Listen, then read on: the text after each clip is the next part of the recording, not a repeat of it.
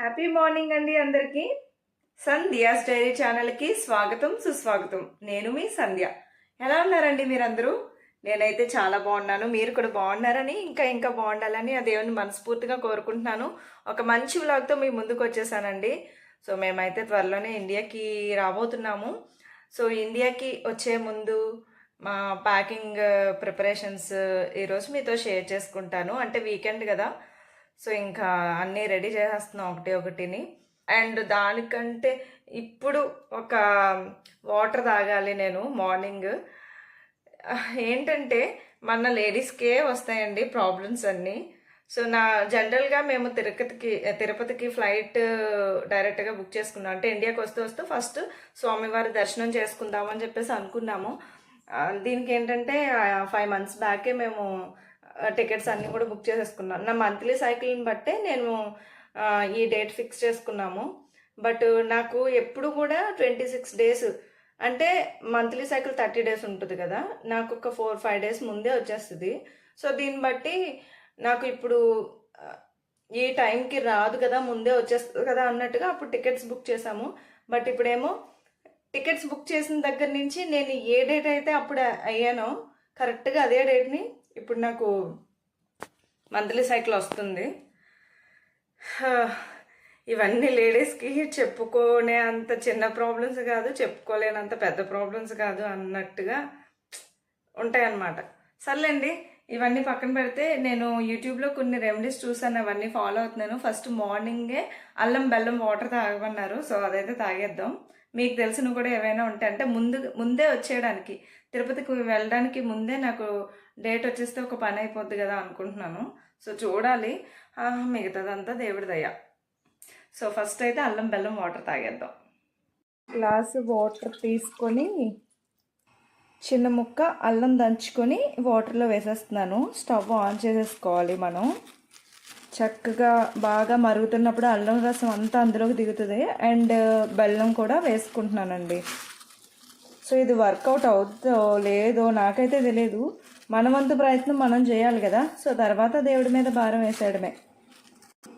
కొన్ని ఫ్రెష్ కరివేపాకు కూడా యాడ్ చేసుకుంటున్నాను. సో బాగా మరగనివ్వాలండి ఇవన్నీ కూడా. మంచిగా మరిగాక మనం గ్లాస్లో వేసేసుకుందాం. వాటర్ అయితే బాగా మరిగిపోయిందండి. సో ఇప్పుడు నేను వడకట్టేసుకుంటున్నాను, గ్లాస్లో వేసేసుకుంటున్నాను. ఇప్పుడు మనం ఈ అల్లం బెల్లం కరివేపాకు అన్నీ వేసేసిన వాటర్ మంచిగా వడకట్టేసి బాల్కనీలోకి వెళ్ళి పక్షుల యొక్క కిలకిలలు అవన్నీ ఆస్వాదించుకుంటూ వాటర్ తాగడమే. వాటర్ అయితే బాగుంది, ఎందుకంటే బెల్లం వేసుకున్నాం కదా, బాగానే ఉంటుంది. కానీ ఎందుకండి ఆడవాళ్ళకి ఏంటి కష్టాలు.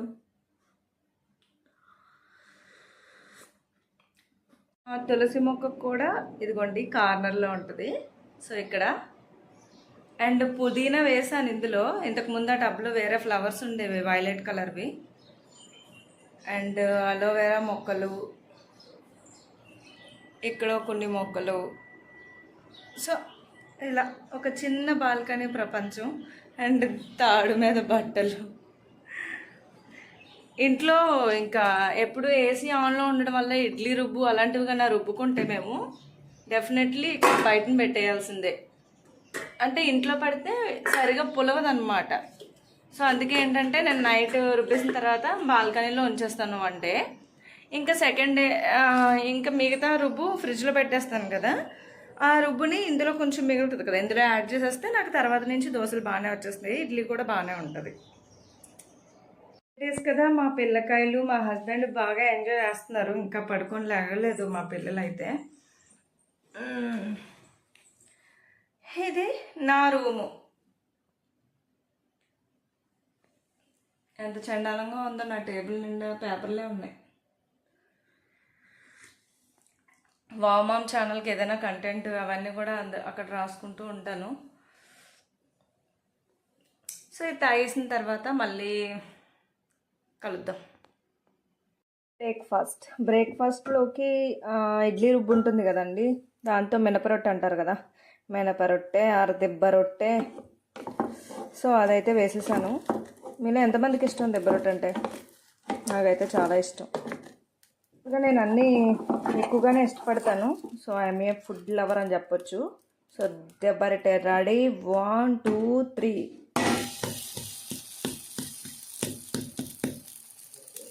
చూసారు కదండి, ఇంకా ఒకటి ప్యాకింగ్ అయితే స్టార్ట్ చేసాము.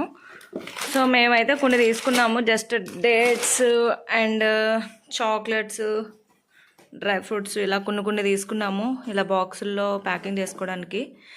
బేసిక్గా ప్రాబ్లం ఏంటంటే ఎక్కువ తీసుకురావడానికి ఇక్కడ నుంచి మేము తిరుపతి వెళ్ళి మళ్ళీ ఇంత జర్నీ చేసుకొని వస్తున్నాం కదా.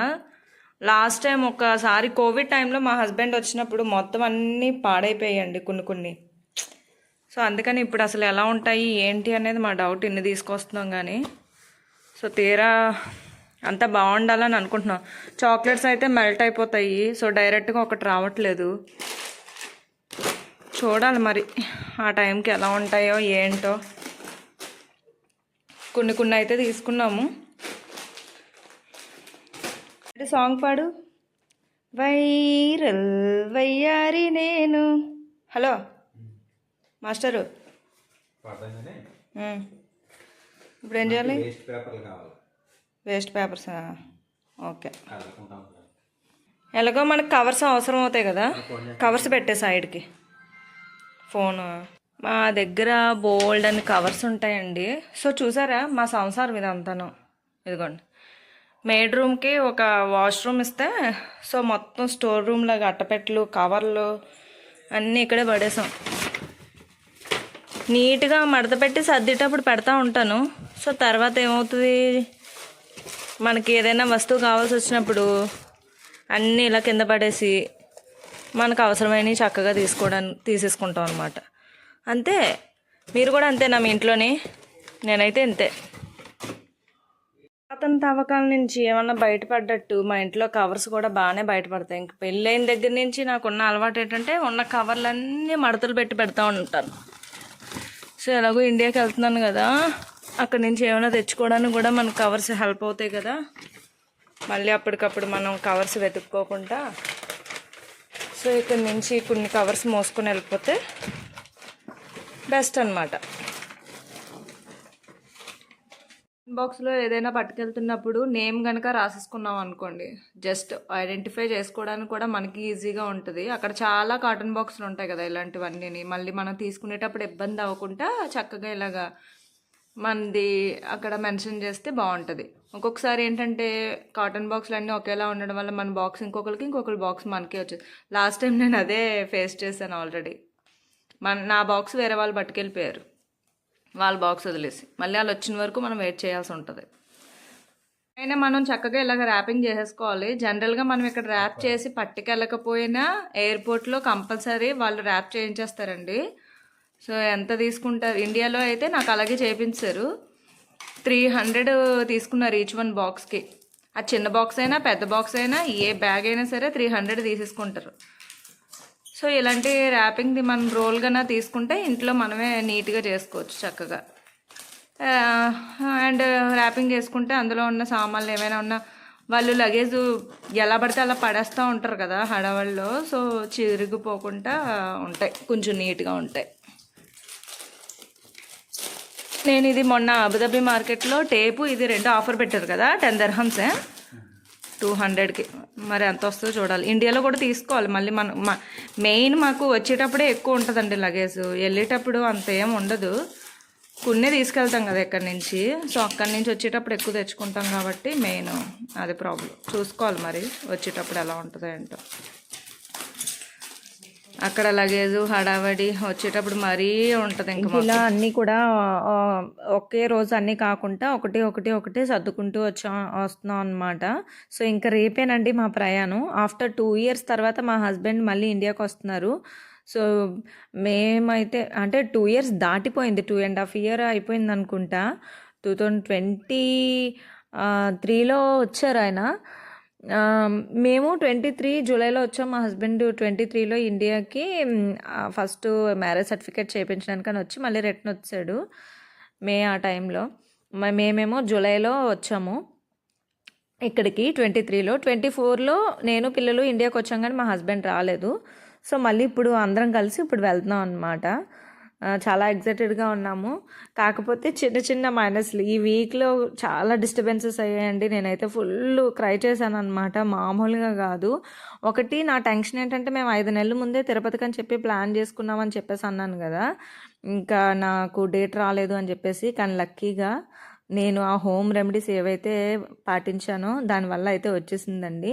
ముందే చెప్తున్నాను, ఎప్పుడూ కూడా హెల్త్ మీదకి తెచ్చుకోకండి. ఇలాంటి పూజలు వ్రతాలు లేకపోతే ఏమైనా ఉన్నప్పుడు మనం ఊరికే ట్యాబ్లెట్లు వేసేసుకుంటాం కదా, ఆచి తూచి ఆలోచించుకొని ట్యాబ్లెట్స్ వేసుకోండి. హోమ్ రెమెడీస్ ఏమైనా ఉంటే పాటించండి, కానీ ట్యాబ్లెట్స్ వేసుకోవడం వల్ల చాలా సైడ్ ఎఫెక్ట్స్, తర్వాత చాలా ప్రాబ్లమ్స్ అయితే ఫేస్ చేస్తాం. నేను ఇప్పటికొచ్చి ఒక్కసారి కూడా డేట్ రాకుండా ఉండడానికి ట్యాబ్లెట్ అలాంటివి ఏమి వేసుకోలేదు.